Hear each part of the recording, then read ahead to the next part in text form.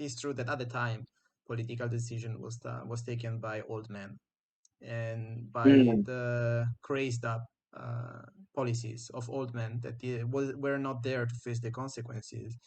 The most weak, and not in a pejorative sense, but like the most important part of the society, the children and the women. We are talking about the future. I mean, that they embody the future. Children are the future of a society, as much as women are also the future of a society because they can make kids. I mean, of course, men can make yeah, kids as well, but they don't bore them. The yeah, work is very much unbalanced between women and men. They sacrificed literally the future of their society to war. Rose of old Japan, I'm coming back to you. There in old Japan.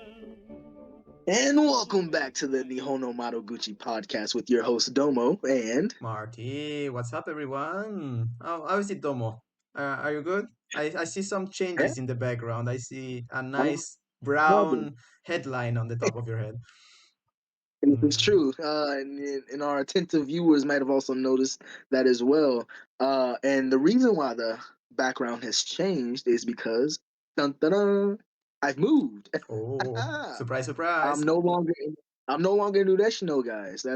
This whole podcast we've been talking all about Ureshino and the hot springs and the beautiful skin. You guys as you can see, but now I've left. It's I'm Ureshino now over. it is Ureshino over. That's a sad way to put it. That's a sad way to put it. I like it though. I like it. But because I've been moving and Mm. packing and doing all that good stuff over the weekend, I haven't really had a lot of time to really work on preparing stuff for the podcast. I was slacking a little bit on the Instagram.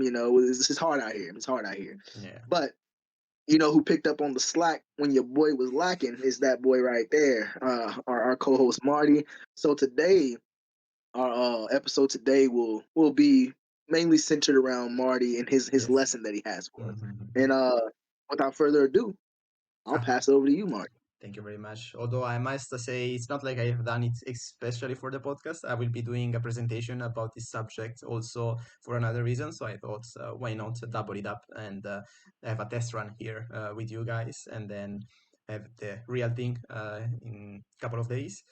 Um, just as an introduction, as a preface to the whole thing, today's episode will not be very light, will not be Mhm. very, I do want to say, nonchalant.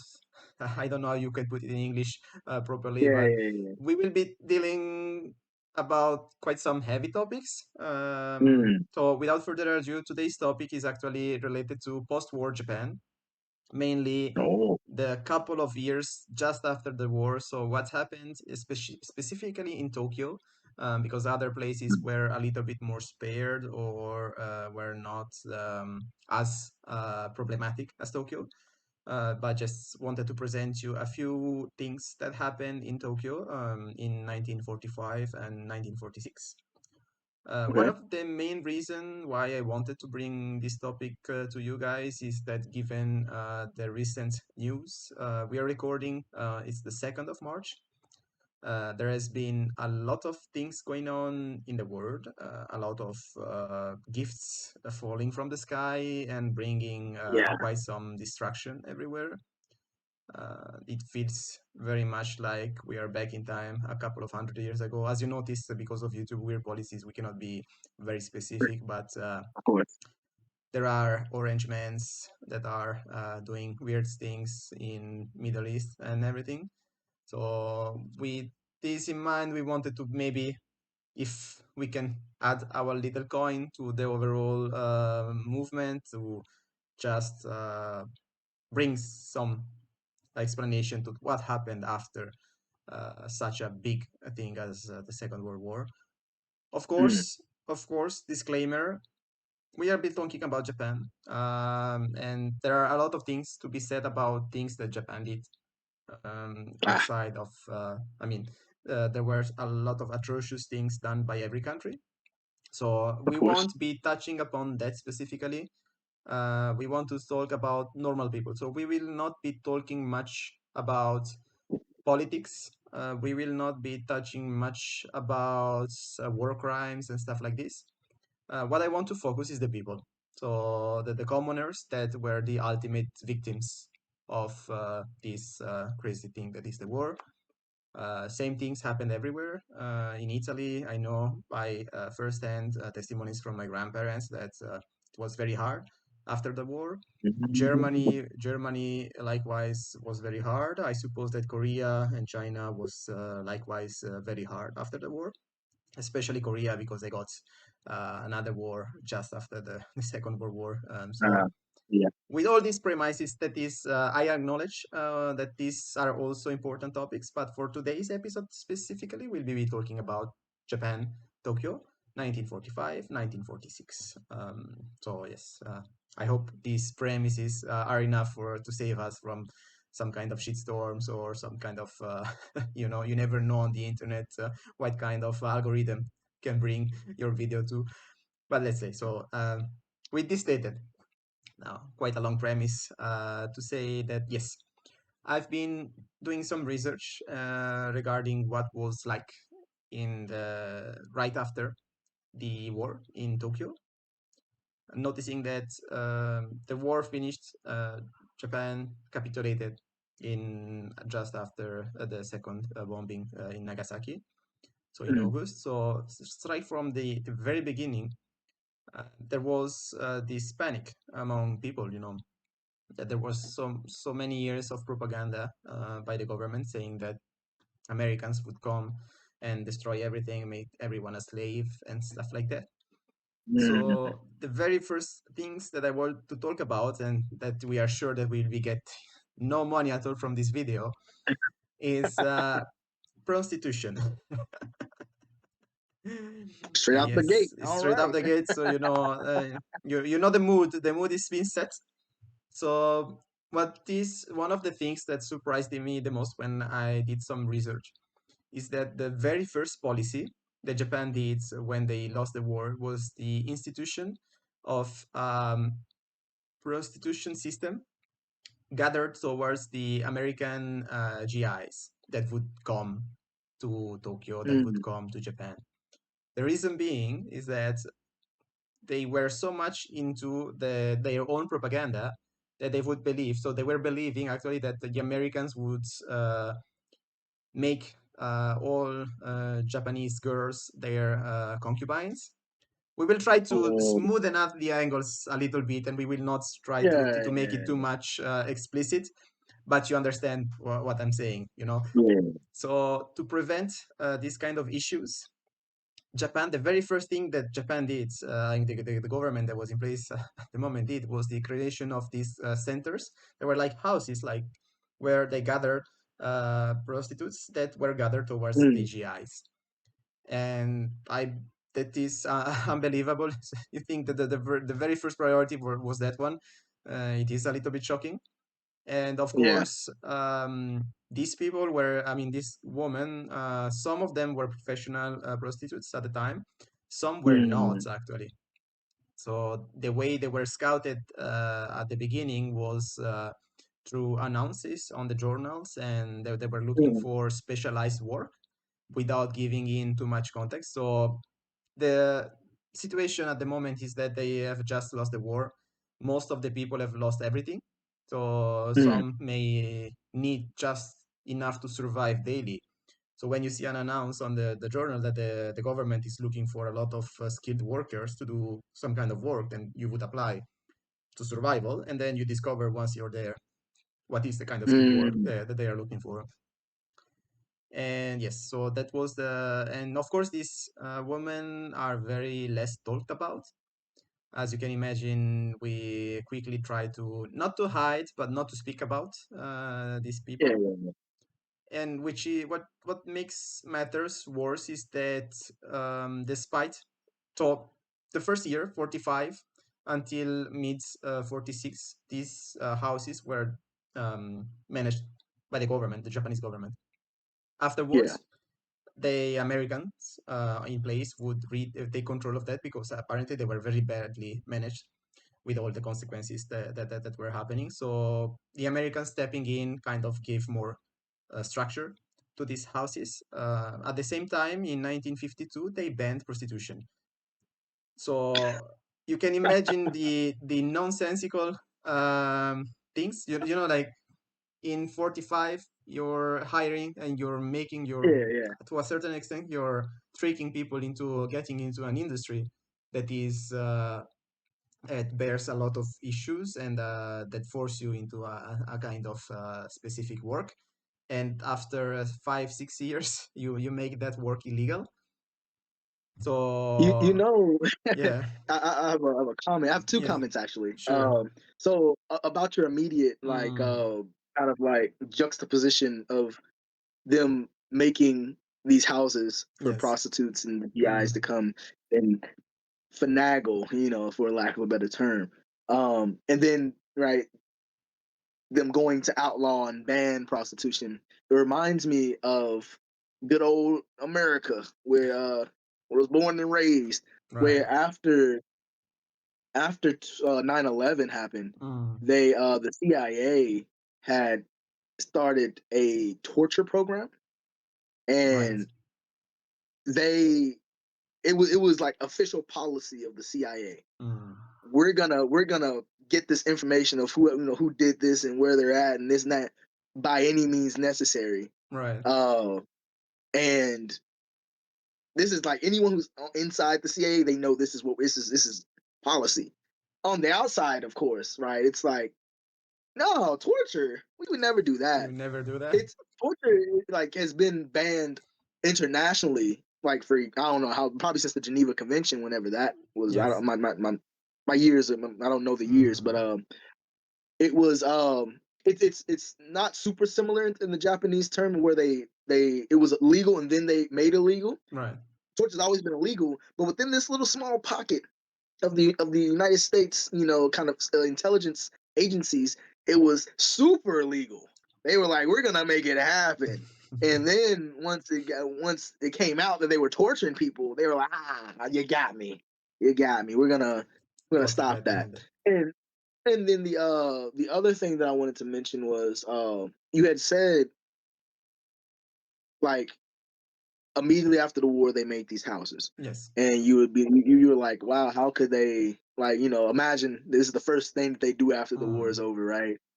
And I wonder, this is speculation here, I wonder if um that idea that kind of like for like literally it was national, it was run by the nation, by the government. yeah. uh, Maybe it came from or was like inspired by the idea of comfort women, and how Might be. Japan went overseas and they had literally women to Mm, comfort their soldiers. So they were mm, like, American soldiers they're definitely going to be like us or even worse than mm, us. So we need to implement some type of system to prevent them from doing what we did to other people, kind of right. thing. Mm. I don't know. This is what I was thinking as you were Might talking, be. but Might be. pure speculation on my part. Mm. Yeah. Yeah, might be. Might be. But that could be the case. However, what I wanted to focus is not rather whether why they did it, but just that we don't talk about these women, Japanese women. They Mm. were like Japanese women. There is no like politics involved, no international politics involved in this specific situation, and also the fact that how they were treated afterwards, while you make something illegal that you kind of force them into. Yeah. Yeah. And about this, there is actually an interesting movie made by Oh. Mizoguchi Kenji in 1955, I think, where Okay. they kind of mention that as well. So it's about prostitution in Tokyo and how these people are perceived. Um, very very interesting recommendation if you want to check. I think in the English name is Street of Shame. Mm. That gives the tone, and it's very heartbreaking and touching, and also thought provoking. Seeing out back in the time, so at the time of things happening, there were some very famous movie director that decided to talk about this, to show this and also to recontextualize like that they are people like us and sometimes they are suffering more than us, and the Mm. way they were ostracized and the way that they were discriminated by other people. So that was the first quite heavy topic that segues. I think that also it's interesting how this segues to my second topic, which is related to the black market. Have you ever heard of the black market just after the war in Tokyo, or Hatsumimi Deshoka? Straight out of the war, yeah, no, Hatsumimi indeed. I Mm, don't think I've ever heard of a Japanese black market that kind of, I guess, popped up after that at the end of the war. yeah, yeah. So the Japanese term is yamiichi, which literally translates as Okay. black market. So Yeah. doesn't have fancy concepts or anything. But basically, what happened is that just after the war, Japan was broke. Allegedly, Yeah. we come back to that, but allegedly it was broke. So the government failed to provide the population with enough life support in terms of food, actually. So Okay. the life support that they gave to the people were not enough. So you could not rely only on this food support to survive. There is actually Mm. an interesting case. I don't remember the name, but like an important philosopher or politician or anyway, someone that was well known decided to just to see that to show people that you could rely only on these life support foods. Mm. He decided to eat only that. So don't go to the black market, don't do anything. And I think he starved to death. Like it literally died out of starvation in a couple of months. So To try to prove a point. to prove the point, but that also proves the point that Yeah, it did you prove. could not Yeah. you could not rely only on the, let's say, food supplies that were shared by the government. So basically, the government, the food that was given by the government was not enough for the people to survive. So Mhm. naturally, in a lot of places throughout Tokyo, there some black markets appeared out of nowhere where people would go and buy and sell everything, mostly food, because they couldn't survive otherwise. And when you may ask, where does this food come from? Yes, please, Domo. Yeah. That is one question. Where is this food coming from? But another question that I was thinking as you were explaining is like with the when the term black market Yes. typically has the connotation of selling illegal goods, drugs, Ah, weapons, uh, things that you normally wouldn't be able to procure in a normal yes. marketplace. So I wonder, is is food being outlawed by the government? What's going on here, or is it just like they just call? Mm. Obviously, I'm joking with that question, but like it's calling it the black market and it typically just having they're just selling food is kind of Right. a strange concept to me. Yeah. Well, your joke, if you want to say so, does not really fall far from what was the truth, in the sense that the black market was illegal. The reason why it was illegal is because usually they sold food for way higher a price that was set by the Um, government. So I at the see. time, the government set the price for, like, let's say, random thing, but 1 kilo of rice should cost five, and at the black market you can buy it for 50, 100, 120, and it could go up exponentially. Because one thing that must be highlighted here is that they were starving in Tokyo at the time. Mm, There yeah. was so much issue. I mean, there were no foods. There was no food, so people were physically starving. That there were so many people that actually died out of starvation in Tokyo, and we will come back to this with my next topic. But Okay. focusing Okay. on the black market first. So basically, they were outlawed in the sense that they would usually not follow the rates imposed by the government, but Mhm. the government was in no power to crack down on this at the very beginning. Yeah. Once the GIs, the Americans, would uh, be more present in Japan in 1946, 47, they started cracking down on black markets and trying to restore the normal prices, although they were never able to completely crack down on these black markets. But at the very beginning, the first year, basically, they had no power to intervene in these kind of black markets, and Mm, luckily so to a certain extent, because it is thanks to these black markets that a lot of people were able to survive through this time. Because they usually, what would they do is that they would sell everything they would have and trying to buy food yeah. and trying to scavenge things, because you have to also imagine that due to the incendiary bombings by the American Mm, just before the end of the war, it was Tokyo was completely destroyed. So there was nothing except for a few centers where some buildings were still standing. You can say, mhm. I don't remember what, but I think probably a good 70% of Tokyo was completely like desolated land. Yes, yes, yes. Damn. Yes, because they used to live in Uh, wooden houses, and the uh, Americans knew that. no, So when they would no, bomb Tokyo, no. they would use incendiary bombs, which makes that it's not only the damage that you do when you bomb, it's not only the place where the bomb falls, it's also the kaji, Yeah, right. the The fires, embers like kind of yes, go up in the air exactly. and The travel. fires will Yeah. spread. I mean, you have an example of this in the very well-known movie the Fireflies, A Tomb for the Fireflies, I think. The Fireflies Grave, yes, Grave of the Fireflies. Yeah. yes, from Takahata. That's exactly what happened in Tokyo as well. We don't know exactly where Mm, these two kids are. I don't remember where these two kids are. I don't think they were in Tokyo, but that's exactly what happened. yeah. So you have to I can imagine, ask my yes, wife. She knows. yeah, but you can imagine, so you must imagine that Tokyo is a land, desolated land with a few spots that are still in place. And where these spots are in place, you have this black market going on where starving people would try to sell everything they own or trying to, with the less riches that they were able to hide or they were able Mm, to keep through the war, they would sell everything and trying to buying food, or people that were more that were more lucky through the war, they would buy this more comfortable utensil. There was a parallel economy going on.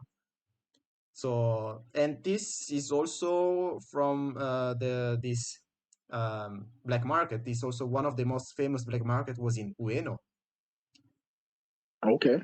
and the Ame Yokocho, or this Mm, vendors alley, actually started yeah. from the black market of Ueno. So it was originally a black market. It used to be a black market, The yes, Yoko. yes. If the Ame Yokocho was, I mean, not, Yeah. I'm not sure about the exact location Ame Yokocho, Yeah. Yeah. but Yeah. everything, I mean, under the railways used to be black markets, like places where you could Mm, hide, you could sell things, and then if the police comes, you can run quickly. And that's actually how a lot of Yakuza families started becoming important. Is that because interesting. they would manage the black markets, and there were actually, by 1946, there were actually gangs that were fighting for the market control. And you have a lot of movies, especially in the 1970s, where there was like this Yakuza movies boom Right. that starts from the Yamiichi, so from the black market, where you see people that getting killed, or you can see how they raise to power. But the original, let's say, sin, if you want to say, the kickstart of many activities was the black market.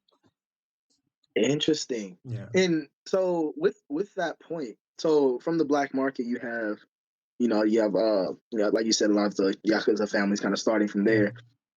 Kind of going back to the about your previous point about prostitution. Yes. Would you say, even though they outlawed it or banned it in Mm. 1952, you said, would you say that that system that they created is like the origins of like modern day Japanese prostitution that you see like nowadays, like in Tokyo or any red light district you see where you have all the brothels, even though they're Yeah. all illegal, they shouldn't exist, but Right. they all operate within a gray zone of the law or something like that. Exactly so. So the thing is that when you prohibited some kind of prostitution, then they would look at the law and make it so that it is gray zone. So that is where you have the soap land starting from. That basically is. But that's same things happening everywhere in the world. Actually, in Italy we had the same system. Now we don't Oh, have. places, because in Italy it's the contrary. Actually, in Italy you cannot have a place where people sell things. So, but basically that's the a story old as the humans, and trying to find the loophole, the gray zone to do things. between the war. Not only related to prostitution, but in general. So Yeah, yes, yeah, yeah. yes. But to answer your question very simply, yes, that's where it Wow. started So to elaborate about. a lot of the stuff we see now in modern Japan, kind of, from what I'm hearing, started Very right much after that so. post war. Yeah, yeah, yeah. So Interesting. if you want to find two big changing point in Japan's story, modern story, of course, you have Meiji period. Meiji period is the Of moment course. where Yeah. they like change it radically from the Edo period to the Meiji period, and getting a lot of like modern and occidental, like westernized and modernity, industrialization. That is one big point. The second big point is actually the war, especially after the war. Japan was so much destroyed that they built it anew. Basically, you can see that especially for Tokyo and the big cities, they built it anew with the influence of America, because of course they lost the war, Mm, and they were for I mean for 15 years the GHQ was in Tokyo, or 10 years I think. mm, So actually the laws and everything need to get filtered through to the GHQ, which means there was an American entity, political entity on the ground filtering everything. And even after that, I mean, it's we yeah, know. I yeah. mean, we were born in a world where we would say that Japan is one of the closest allies to the United America. So that's come from there actually. Losing the war means that they get kind of formed by the US. Interesting. I wonder, like, purely speculation here as Yes. well. But I wonder what Japan would look like today without that influence of America, Mm. right? Maybe they, the bombing happened, boom, the Right. race to the ground, cool. Mm. America's like, don't do it again, and they just leave. And there's Uh, no influence from them. There's no bases or anything. They're like, mm. all right, we gotta rebuild anew. I wonder how they would have gone about Mm. like rebuilding. Maybe even though America wouldn't be there physically, they Right. may have been like, we still want to westernize and make Mm. Japan look and feel like the West. Right. Uh, I don't know. It was just a thought. Yeah. Well, probably it wouldn't the rebuilding would not have been happening so fast. The fact that the Mm, Americans were there made the reconstruction happen very quickly. Also because in the meantime, that's also something that we don't say much often. One of the kickstart to Japan rebuilding was the war in Korea. So the fact okay. that there was a civil war happening in Korea, and then the Americans starting Uh, from Japan and going to Korea, and yeah, yeah. they need ammos, they need a lot of steel, they need a lot of supplies, and they were made by Japan, or in Japan more rather than by Japan. So that Makes was sense. Makes one sense. of the big kickstart to Japanese economy back after the war was the war in Korea. So I would say Wow. that was That's new. That's new yeah, information to me as well. Yeah, yeah. Interesting. yeah. I'm learning a lot today, guys. I'm learning a lot today, guys. I wonder if you guys are learning a lot as well. Let's hope If so. you are, put it in the comment section. Yes, yeah, this is the midpoint. Up to now, it's still the bright side. What is coming is even Really? worse. Yes, what is Oh coming is even no. worse. So Oh you no. remember I mentioned the grave of the fireflies, and I You did. mentioned also that people were starving to death in Tokyo. You did. A huge majority of those people that were starving in Tokyo were actually kids. Mm, Most it did specifically, get worse. yes, most specifically those kids that lost their parents during the war. The war. They Yeah. actually became, so they were orphans, but the situation was so dire that no one would take care of them. You know, Mm, I mean, on this front, the grave of the fireflies, Hotaru no Aka, is very on point and still very yeah, yeah, actual yeah. to this day. So losing your family means that you have no one to rely upon, and you may have some relatives, some aunts, some uncles. The thing is that they are also striving very much to survive daily, that they cannot or they don't want to take care of you. So literally one more mouth to feed. They couldn't afford it. They didn't want to afford it. So a lot of kids were actually chased away by their relatives, Mm. and with nothing to do in the. I mean, nothing. It's not nothing to do, but they realized that sticking in their birthplaces, they would not be able to survive. So what happened is that with the few things that they had left, they would go to the cities. We Mm. see it's at the very end of, oh no, at the very beginning of the Grave of the Fireflies, where we see the old son dying Yeah, in, yeah, we see him dying in a station, a train station. And because that's where they would gather at the very beginning, we're talking 1945, they yeah. would come to a big city and they will stick into the station, because that's also one of the only places that are sheltered, so they can stay inside a place, you True. know. And this central location, being the station, actually became the surname that was given to these kids. So these orphans, the Oh, official name is War Orphan, which is Senso Koji, Koji being orphan. yeah. Yeah. But the more commoner team, there is also a nuance of discrimination, if you want, is the Ekinoko. Mm. Eki, the Nanoko? Eki station. Eki. Oh, Ekinoko. Ekinoko. And so basically all these kids, very young, from 3 years old to 15, 16 years old. So all these people that were not independent at the time being, had to become Mm. independent very quickly. They would gather in the station and they would try as much as possible to survive, meaning that they would start stealing. They will start Mm. scavenging for anything. They will try to, uh, with the few money that they had left, they would try to buy food for themselves. Some of them were gathered in some, how do you want to say, centers, like at the beginning. But Mm. even these centers, even this institution didn't have enough supplies, they didn't have enough food to maintain them. So a lot of them died out of simply malnourishment.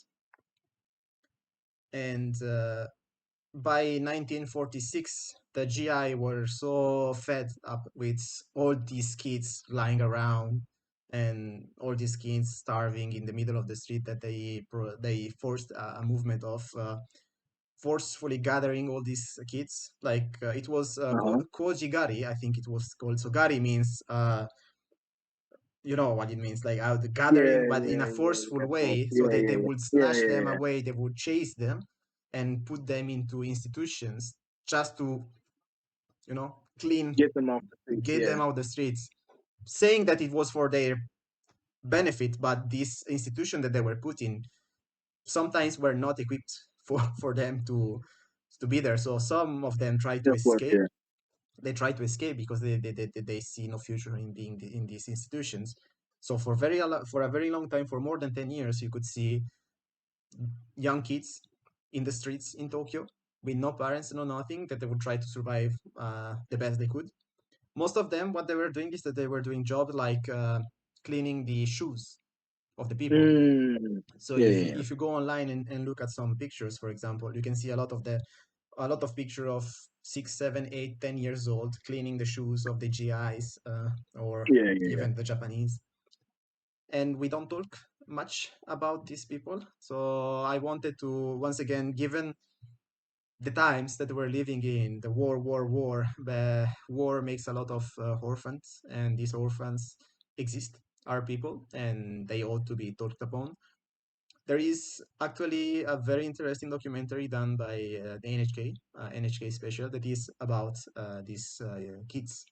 Of course, you have Grave of the Fireflies Mm. is the Hell yeah. ultimate reference, but if you want to see them, like probably now they've died out. We don't have many of them left alive. They were quite old when they did the special documentary. It's called El Kinoko. It's a documentary Mm. made by NHK, so you can find it very very easily, most likely. But these people also deserve to be recognized, deserve to be represented, and they don't deserve to be forgotten because they didn't ask for anything. You know, they were victims, the utmost victims. All right. They were kids and they got their. I mean, everyone in a war gets their life destructed and completely Yeah, yeah. distorted, but especially these kids. They were born right in the middle of like a crazed up country. It's not Japan. I mean, at the time, people were crazy everywhere. But that's the ultimate destiny that they had is that to beg for food in the stations. And the worst thing is that they were ignored, and sometimes they were even ostracized. They were discriminated because they were dirty. They didn't have parents, so people would actually avoid them despite them being kids. That, but it's not because people are bad, or yes, people are also bad. It's also the times were so dire that they couldn't spare even some generosity, even a look. They couldn't spare anything. But yes, that is yeah, Ooh, no, that's quite something. that's crazy. No, it's crazy Mm, because I've been studying like the language, yes, Japanese for a yeah. long time, but I've been learning about Japan and the Mm, history of Japan for probably just as long. And I don't think I've ever like all the stuff you've talked about today. I mean, it's kind of like, oh, now that you mention it, duh, of course those kind of things mm, would, pop up in a kind of post atomic bomb, Japan, and but like given the details, right? The black markets and the prostitutions specifically for the soldiers, the American soldiers, mm, and then the starving children. The starving children, it's something like you said. It comes with war, and yeah. war. No one wins in a Mm, war, right? exactly. And like you said, they deserve to be remembered and Mm, don't deserve to be forgotten. And speaking of that, it reminded me of something that I had saw at yes. the atomic bombing museum that they have in Nagasaki. Yes. And so they do mention like the children and Mm, stuff there. If I'm not mistaken, they probably have like sections here and there talking about the children who were affected. Maybe not post war. Like I don't know if they go super in depth like the first 2 years post war like you did right. here. But what I wanted to talk about was towards the end of the museum of the little route that you take through the museum. They have a little section where you can sit and watch these television screens, and um, it's they're videos of testimonies of the survivors of the bombing. And when you think bombing, obviously think Nagasaki, Hiroshima. Yes. Nagasaki, Hiroshima, where are they? They're in Japan. So Mm, the people who were bombed were Japanese, right? right. But on that day, when I went to the museum, they had a list of those of the testimonies that they had collected, and they were all there playing on the television. And obviously, you're looking Japanese name, Japanese name, Japanese name, Japanese name, and then you get to the bottom, and they have a section for foreigners. And I was like, foreigners in Mm, Japan during the bombing, and for whatever reason, it had never really occurred to me because at that time in the middle of a war, right. I think most of the foreigners who were there, excluding the Koreans who Mm, were just living there or born and raised there. I don't know if there are too many that were born and raised there. There were Koreans who became they were living in Japan.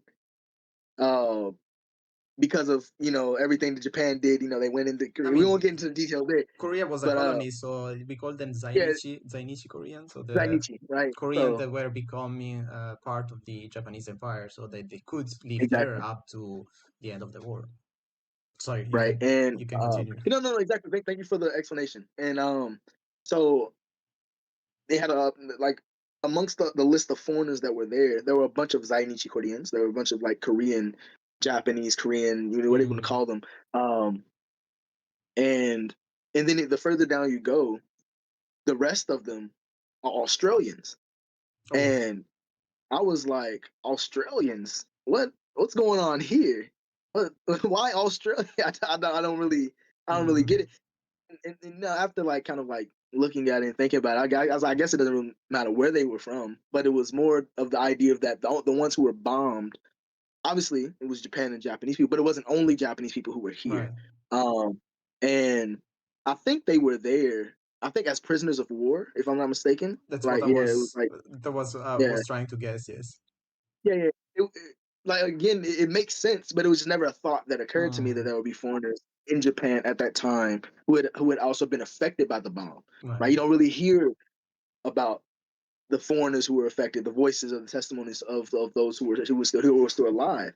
Um, and I'm glad that the museum still exists so that they right, are also able to, be remembered right, for having, experienced such a horrific and tragic event. And then going from there, right? Then it's just like everything that you were talking about just sounds very dystopian, right? very, very much so. Yes, Post-war Japan was literally like the Hunger Games. yes, Uh, like literally so. it's the survival of the fittest, you Yes. know, it, and the ones who had absolutely nothing to do with this, the Mm, children, yeah, right, were probably the ones who probably suffered the most, most just definitely. Yes, objectively speaking, yes. right? And they couldn't really do much to change the situation. It Mm, just their parents died, and now we've been bombed, mm, and the world's gone to shit. There's no food, right. and we don't have a house, so we gotta live in the station. Mm. I would If you're like the say oldest sibling, yeah, without making it about patriarchy, because it's not the point here. But it is true that at the time, political decision was taken by old men and by mm, the crazed up uh, policies of old men that were not there to face the consequences. The most weak, and not in a pejorative sense, but like the most important part of the society, the children and the women. We are talking about the future. I mean, that they embody the future. Children are the future of a society, as much as women are also the future of a society because they can make kids. I mean, of course, men can make yeah, kids as well, but they don't bore them. The yeah, work is very much unbalanced between women and men. They sacrificed literally the future of their society to war, and on top of that, they did these people that embody the future mm, that they are not recognized to, they are not talked about enough. That's what is really adding insult to the injury. It's not only that they were negated the future, because we have not been talking about all the mixed kids that were born in Japan that were mm, heavily discriminated because they were bearing the signs of their mother's sin, yeah, especially so yeah, because they don't blend well in the Japanese society, and the fact that they were half at the time was literally meaning that you're only half a person. You're not half whatever. You're a half a person. You're yeah, not a full yeah, person. yeah, That's the topic for another subject, but it's important also to recognize yeah, that yes, this is weakest element, the element that should be protected and cherished the most in a society were completely abandoned and forgotten. That is a very sad thing. That is a sad thing that while I was watching this, and yeah, they try to do the same with the Hibakusha as well. They try to hide it for quite some time, and yeah, then yeah, gladly the bombed people they never gave up trying to get recognized, trying to get talked about, while most of them were dying through the aftermath of the radiation for years to come, that they were discriminated by society, but they never gave up on mm, that matter. They are, to a certain extent, they are really the true survivors, and kudos to them for never giving up. It's easy to say mm. from my point of view. I mean, from my, No, yeah, I never had any difficulties in life compared to them, but they never gave up and they fought for recognition and they still fight. There are very few left now, but they still fight. They still come. I remember when we were in GTW, they still came to share yeah, their experience, and they didn't share it half-assed. Let's say that they were like that's what happened, and that's what we lived through. So yes, we did state that today was quite a heavy quite a heavy episode, I think, but I think we should talk about it. I mean, we should raise attention. We are not entitled to say what we should or we should not do or say, but we are yeah, entitled to talk about this. So I'm no one No, to say yeah, Japanese people exactly. should do that or should do not do that. Yeah, I'm yeah. literally no one, but at least I take the liberty to talk about this. So yes, that No, was the I objective of think today's that was a episode. Yeah. great. No, that was great lesson here. Mm, Marty summarized it perfectly, and we're talking about this. This horrible thing that happened to Japan, mm, and how it affected everyone, in the country, mainly the children. yes. Uh, but I think that this would have, like, what happened to Japan would happen anywhere Yes. if they were hit with an atomic bomb, Yeah. right? It's just very it's just human nature, right? Mm, And when you have nothing, yes. you're literally left with nothing, no family, no support, and even if you do have family, they Mm, can't. Like, they're struggling just to survive themselves, so they can't look after you yeah. as well. So it is very tragic and very sad to Mm, think about, but it needs to be talked about, like you yes. said. And and this is the last thing I'll Sure. mention Sure. Sure. before we sign off here. I don't know if you remember, if you know about the man who Who survived survived two atomic twice? bombings. Yes. Yes. Yes. Yeah, Yes. yeah, There is a Netflix documentary about that.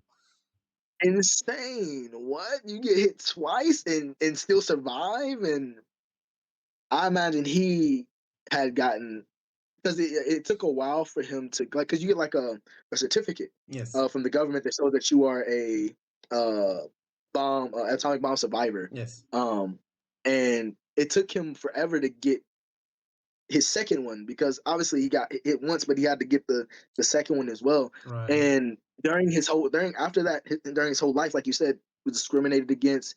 I think he had children.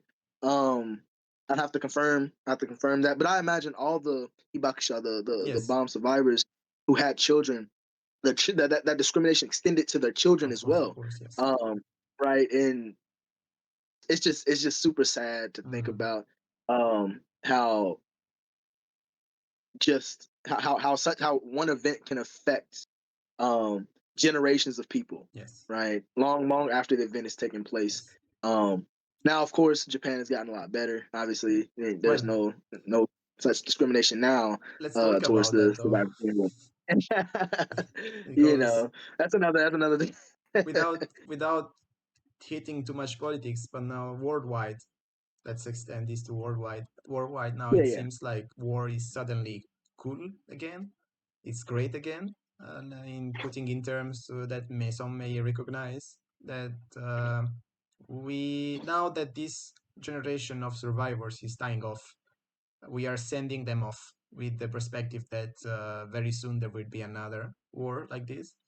This the Mm, utmost disrespect to what they lived, to their memory, and the fact that we are forgetting them is an additional insult. I'm not talking about what we will be living or not if a war happened, but the sole fact that we are utterly disrespecting these people by doing exactly the same thing again and again and again. How many more children do you want to see starving in the streets? Because the thing is that we are doing this now because we have not seen them. We have forgotten yeah, them. That's the importance of memory. If you remember, if you see pictures, if you see videos, if you listen to those people, you will realize that war is not a good thing. But if you forget them and you get comfortable, then you will do the same thing again and again and again. it's true. And It's true. I would say that Damn. with this very gloomy, but please don't forget these kind of people. Please Yeah. give them the opportunity to tell you their experiences, although they are not alive anymore, but they have left enough documents for us Mm. to pick up on. Let's make this world a better place instead of making it great again. That would be my send off. What do you think? Let's make I it a think that's good a great place. way to end off the podcast. Yeah. Thank you very much. So I think we don't have anything else said. We have said quite a lot of things today. All for me. Thank you very much for listening, and sorry for the heavy episodes. We will try to make it lighter episodes as well, not to bloom your Of course, Sunday yeah. or the day you're listening. Or don't listen if you're listening to this before going to bed. I'm I'm very sorry, Ah, but shed a tear. yeah, please take care, everyone, and let's try to make this place a good place to live in and a safe place to live. And with this Indeed. stated, I guess we have really nothing else to say, but So soy